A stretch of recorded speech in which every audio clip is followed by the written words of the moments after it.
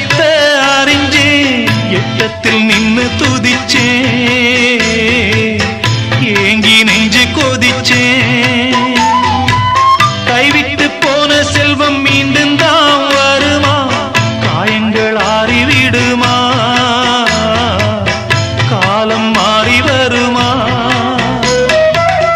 இருண்ட வானம் வெளுக்குமா நெஞ்சுக்கு அமைதி கிடைக்குமா இருண்ட வானம் வெளுக்குமா நெஞ்சுக்கு அமைதி கிடைக்குமா அம்மாடி என்ன செய்ய மன்னிக்கணும் என்னத்தான்